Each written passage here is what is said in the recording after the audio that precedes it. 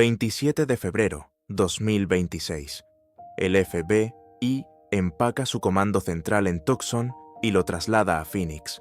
El mundo lo interpreta como una señal de rendición, como el momento en que la investigación más grande de Arizona en décadas levanta las manos y admite que no puede resolver el caso. Y entonces, John Miller, el analista jefe de aplicación de la ley de CNN con décadas cubriendo las investigaciones más complejas de los Estados Unidos, dijo algo que nadie esperaba escuchar. Esto no es ni de cerca un caso frío. No, ni de cerca. Esas fueron sus palabras exactas. No, probablemente no. No, todavía no. No, ni de cerca. Y lo que hay detrás de ese traslado a Phoenix, los 10.000 horas de video, el rastro digital invisible que ningún agente en Tucson puede procesar, parado en un porche, y la teoría completamente nueva sobre el origen de este crimen que Miller reveló esta semana, construye un retrato de una investigación que no se está rindiendo, sino que está cambiando al terreno donde puede ganar.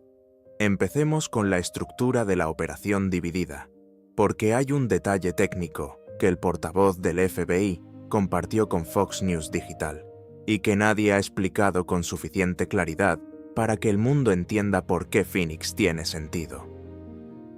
Botas en Tucson, inteligencia en Phoenix. Esas fueron exactamente las palabras del portavoz.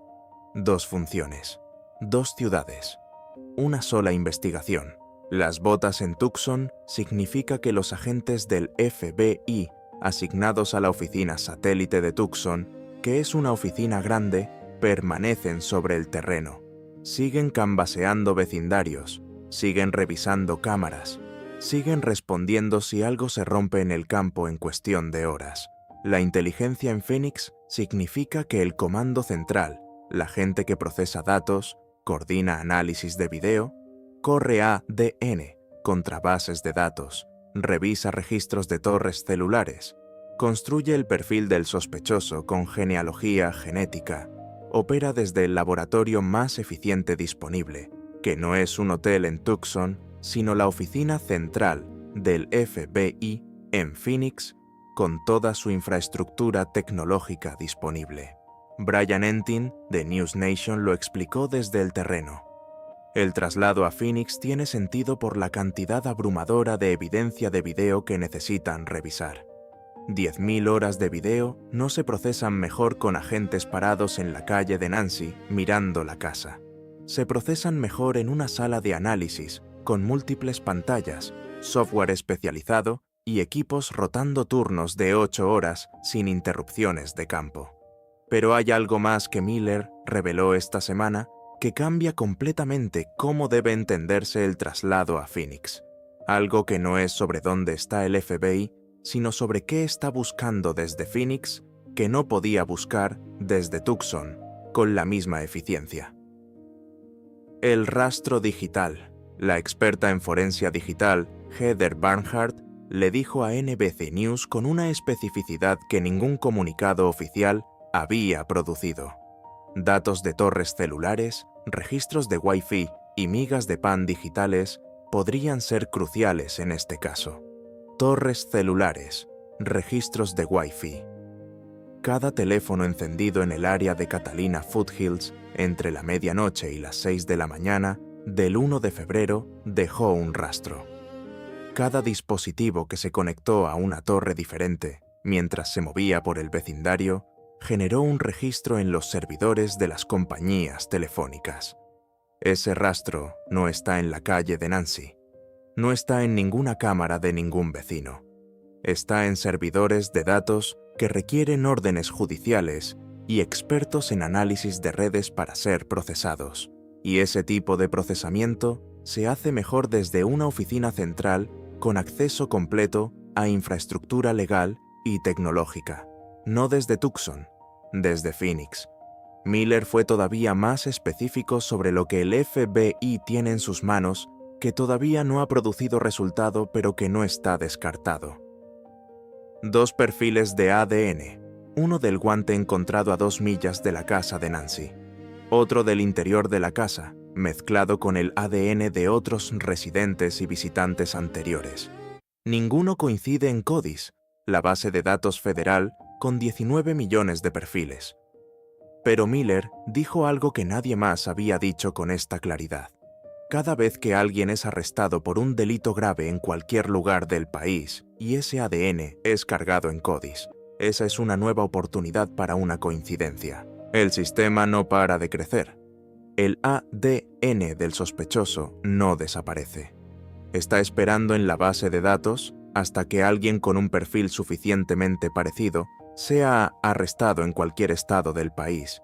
Y en paralelo a CODIS, la genealogía genética corre en silencio en GetMatch, Family Tree DNA y DNA Justice, 2 millones de perfiles de ciudadanos que voluntariamente autorizaron el acceso policial. El mismo método que identificó al asesino del Estado Dorado después de décadas.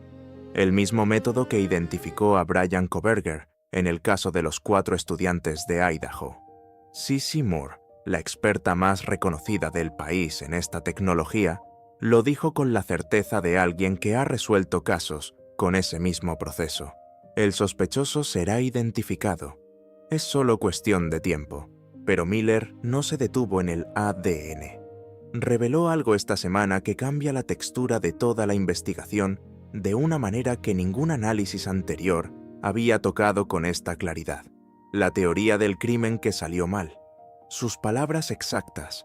Siempre existe la posibilidad de que esto haya sido algún tipo de invasión de hogar planeada que salió completamente por la borda y fue reingenieriada para convertirse en un secuestro con rescate, porque las oportunidades del sospechoso habían cambiado. Una invasión de hogar que salió mal, no un secuestro planeado desde el principio. El sospechoso entró a la casa de Nancy con un plan. Ese plan no era necesariamente llevársela. Algo cambió adentro. Nancy se despertó. Hubo confrontación. El sospechoso perdió el control de la situación.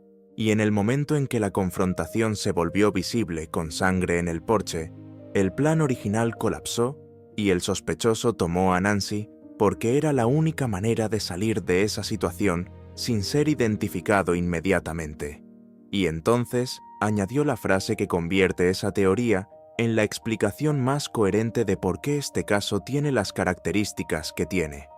El denominador clave aquí es la sangre afuera de la puerta principal, que ofrece una fuerte sugerencia de que, sea cual sea el tipo de crimen con el que comenzó, las cosas empezaron a salir mal muy rápidamente. Las cosas salieron mal muy rápidamente. Eso explica por qué no hay prueba de vida. Si el plan original no era un secuestro con rescate, el sospechoso nunca preparó el protocolo de comunicación que un secuestrador profesional habría establecido antes de actuar. Las notas de rescate llegaron después, improvisadas, sin la estructura de negociación que caracteriza a un secuestro planeado. Y las comunicaciones se cortaron abruptamente después de las 2 cartas iniciales, porque el sospechoso no tenía un plan de comunicación sostenible, porque nunca lo necesitó en su plan original. Miller agregó algo sobre esas 2 notas de rescate que el FBI todavía no ha verificado como auténticas. 2 notas de rescate que llegaron fueron tratadas como creíbles, aunque todavía no han sido verificadas. Pero después de que fueron recibidas, las comunicaciones se cortaron abruptamente, sin explicación, sin nueva fecha límite, sin contacto posterior. Ese silencio después de las notas, en el contexto de la teoría del crimen que salió mal, tiene una interpretación posible que Miller dejó en el aire sin pronunciar completamente. Si Nancy no sobrevivió al proceso de ser llevada de la casa, el sospechoso tiene las notas de rescate de un secuestro que ya no puede cumplir. Y sin víctima que entregar, el canal de comunicación no tiene propósito. La investigación en Phoenix está trabajando exactamente esa línea. Registros de torres celulares del área de Catalina Foothills entre las 2 y las 4 de la madrugada del 1 de febrero. Registros de Wi-Fi de negocios y residencias en las rutas de salida del vecindario. Migas digitales que el sospechoso puede haber dejado sin saber que existían. John Miller lo dijo con la autoridad de alguien que ha cubierto cada caso mayor del FBI Penn en los últimos 20 años. Esto no es ni de cerca un caso frío.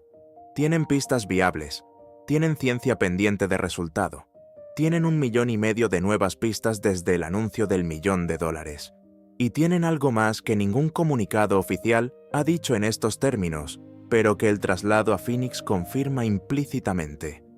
Ahora pueden trabajar el caso de la manera que siempre quisieron, sin conferencias de prensa que gestionar, sin cámaras en la calle mirando cada movimiento, sin la presión de producir actualizaciones públicas cada 48 horas, aunque no haya nada nuevo que decir, en silencio, con los datos, con las torres celulares, con la genealogía genética, con 10.000 horas de video procesándose en una sala de análisis en Phoenix donde nadie está mirando.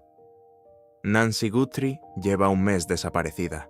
El FBI no se rindió. Se fue al terreno donde puede ganar. Y ese terreno no es la calle de Catalina Foothills. Son los servidores de datos, los registros de torres celulares y las bases de datos de genealogía genética que solo pueden procesarse correctamente desde una oficina central con infraestructura completa. Botas en Tucson, inteligencia en Phoenix y una sola coincidencia de ADN en cualquier base de datos del país puede ser todo lo que separa el día 29 del día del arresto.